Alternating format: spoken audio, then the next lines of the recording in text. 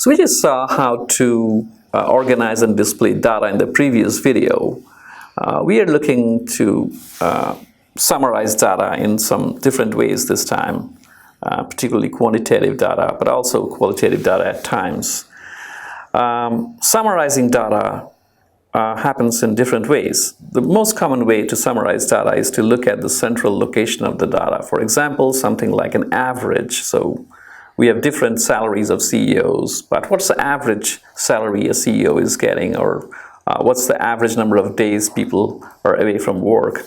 So people always try to identify the middle point, or what they believe is the middle point in the data. So measures of central location is something very important for us, which we will take up first. Next, we will go to dispersion and shapes. So in this video, we look at measures of central location of the data.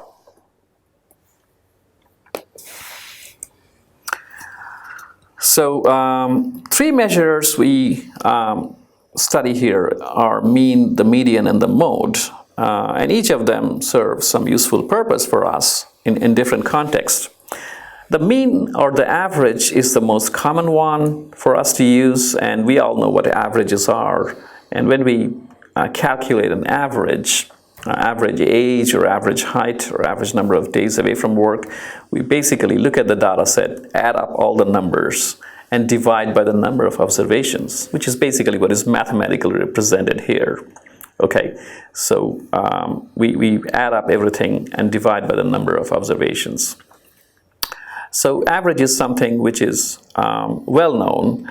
For us, average would be very important going forward.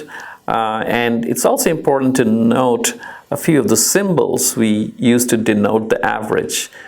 For example, here we have used a symbol called mu as the average. Okay, so you may frequently encounter this Greek letter mu to denote an average in rest of our course, or in the slides, or even textbooks you may choose to read.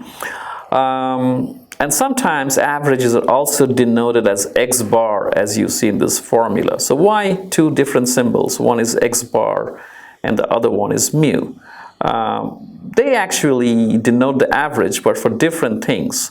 When we say mu, we generally denote the entire population. So, what's the difference between a population and sample is something we'll take later in this course. But at this stage, I'll say that mu denotes a population mean and X bar denotes a sample mean. A sample is something we normally look at. For example, if you just want a quick survey of opinions of your customers, you may not be able to contact all your customers. You may just try to take a quick sample of your customers. And the average score they give you can be denoted by X bar, which is the sample average, whereas the population average would be the average for the scores that all your customers would give you. That is something which we denote by mu. So these terminologies may, sometimes appear in different parts of your course or in slides or textbooks. Let's look at an example of monthly earnings of employees, 10 employees in two firms, A and B. This example tells you exactly what could be problematic with averages at times. So in firm A and firm B, these are the numbers for 10 employees. So you basically just surveyed quickly 10 employees from firm A and firm B to know which one is a better paymaster, where people can expect to get more salary as a worker in these two firms. And you can see the numbers as stated. They're all in thousands of dollars. So a number like 5 or 6 denotes $5,000 or $6,000. If you calculate the averages for these two firms, obviously the first firm average salary is lower than the second one. It has only $5,400 as the mean, whereas the second firm, it's $8,500. However, you also can see that there is an extremely high value at the end point of firm B. So one of the employees in firm B was really earning a very high salary of $41,000. So that may not be your typical worker. That may not be a person who you'd be interested if you're trying to know the salary of a typical worker in these two firms. So, that may be someone who has a special skill again, and very unique, or maybe somebody who's a very senior person or a senior manager in that firm. So if we are doing this comparison and including this person who is having a salary of $41,000, then obviously your average is really skewed for firm B, and it may not be a fair comparison between the two firms. So in that case, a mean or the average is not really the greatest of choices, because averages are always influenced by one or two big numbers or very small, extremely small numbers. Those numbers would be considered as outliers, observations which are not very relevant to the problem in hand. A median, which is our next measure, is a very good choice in that case. Okay, it handles that limitation of averages very well. A median means exactly the middle number. It does not consider how big the numbers at the two ends are, but it basically just identifies which is the middle number, and that is called the median. In this case, obviously, we have 10 employees, and so there is no one particular middle number, so we have taken an average of the two middle numbers. And you can see these are same for both the firms, the middle numbers. So the median monthly earnings are exactly the same for firm A and firm B. So median, basically, the concept is that 50% of your observations would be below that mark and 50% would be above that mark. So median is a true measure of central location than mean or average, which is really influenced by all different numbers, particularly the extreme ones. A median is used in different contexts. If you follow the media in the newspapers and TV programs, you will always see people talking about median house prices, and they never say average house prices. And the reason for that is that when you try to understand the typical house price in a particular suburb, you look at the median price, because that is not influenced by sale of one or two really very expensive or very cheap houses. Okay, it gives you a more sense of what the typical house is when you look at the median house price in a suburb. So, so the average is more popular; it's used much more often, but the median has its true value as well in certain contexts, like median rainfall or median house prices. And the comparison is quite stark, as we saw in this particular example. There's one more measure we would like to talk about, which is the mode, which is something you may not have that frequently. Okay, the mode is actually the most frequently occurring observation in a data set. Okay, so which number appears more frequently than the others? Now, obviously, in this case, you can see that the number $5,000 was the most frequently occurring observation. So that will be the mode of the data set. Why would you want to know which is the most frequently occurring number? Again, it can have its value or use in particular cases. For example, if you're working for a business which manufactures, let's say, retail garments or shoes, and you're the person in charge of the inventory, you may like to know which is the most frequently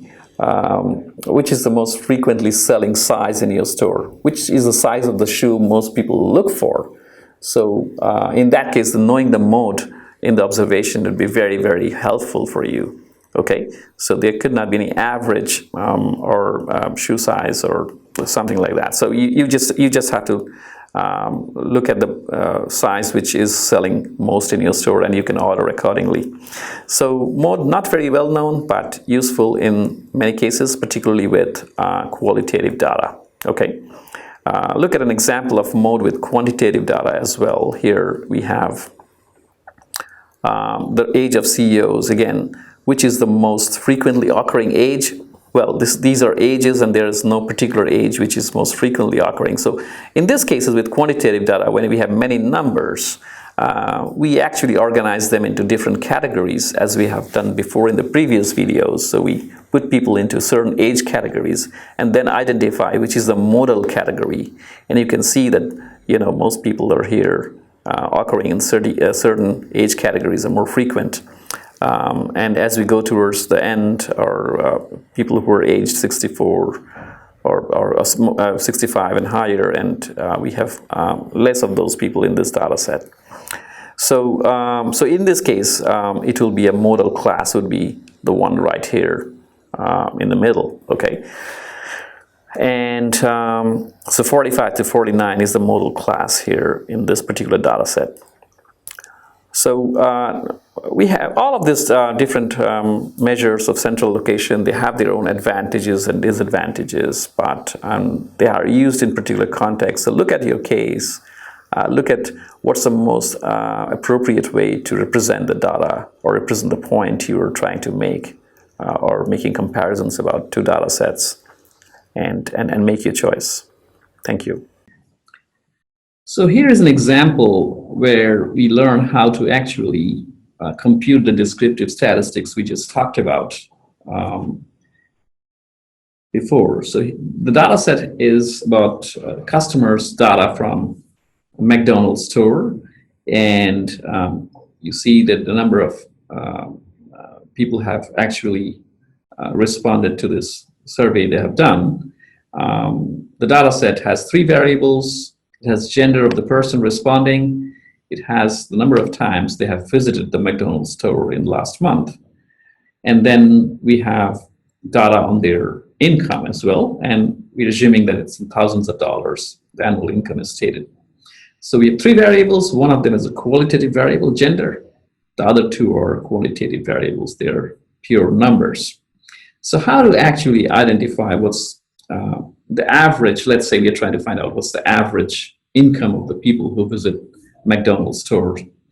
So this is also a good opportunity for us to start using stat tools, because although in Excel you can calculate average using the average function, but we'll be using stat tools in this course so frequently, so I'll just initiate you to using stat tools by using this example.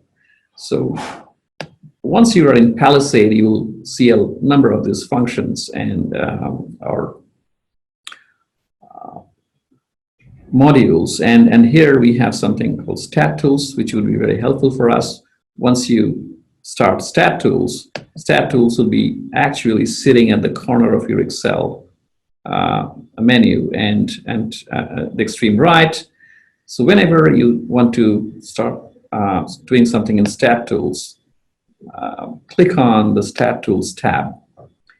And the first thing you should do is to make sure that you have clicked somewhere in the data set. Okay, so that's the first thing. Your cursor should not be outside the range of the data. So click anywhere on any cell in the data set and then add it to the data set manager in Stat Tools. The data set manager is on the extreme left hand of the menus. So unless you add any data set to data set manager, you won't be able to carry out any operations in Stat Tools. So this is the first step we do whenever we start working with a new data set in Stat Tools. So click on data set manager and just click on yes when it asks you whether you want to add this range. And once you click on yes, you will see the names of the variables already appearing on the window. And then just click on OK, because it has already captured the data set for you and identified the variables. So this is all done now, and you're ready to do your analysis in Stat Tools. So the first thing we're going to learn today is to, again, do some descriptive statistics, which is called summary statistics in Stat Tools. So go to the menu Summary Statistics. And in this case, we want to know the average income. So if you go to Summary Statistics and click on one variable summary, you have the choice now to identify the variable you're interested in, which in our case obviously is income. So we click on income, and you can see that it will report to you all different statistics like mean or variance and standard deviation. There are lots of different things like median, the mode, which we all learned about just a little while ago. If you just want to know the average, you can uncheck all the boxes, but I think it's too much of a trouble to do that. So you can just retain all the boxes here and just click on OK. And the moment you do that, this new window will appear, which will give you the average value of the income in your data set. So you can see it's 55.27. That means the average income of the customers who visited McDonald's is $55,270. Again, we just needed the average, but you can see how much powerful this tool is. It gives you a lot more than what you just needed. We will study each of these things slightly later, but you can also identify the median income of a person visiting McDonald's, which is $55,000. So you can see the mean and the median are pretty close in this particular case. So it indicates that there is no particular outlier or extreme observations in this particular data set. And similarly, the most common reoccurring observation or the mode was $49,000 for people visiting McDonald's. So, so that's basically our first step using stat tools. Now, you must have noticed when you clicked on Descriptive Statistics, it opened a new window. If you don't want to go through that, if you want all your summary results or results in stat tools appear on the same Excel file, you may have to do something like this. So when we go to Stat Tools and clicked on Summary Statistics,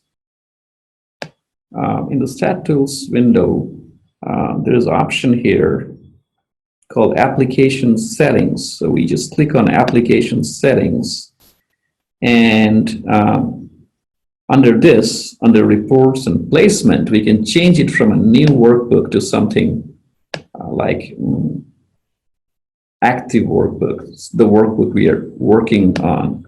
If we do this, then we don't have to, don't have to deal with new files every time we do something on Stat Tools. So you do this at the beginning when you start working with a data set. Change your placement to active workbook from new workbook, which for some reason appears by default.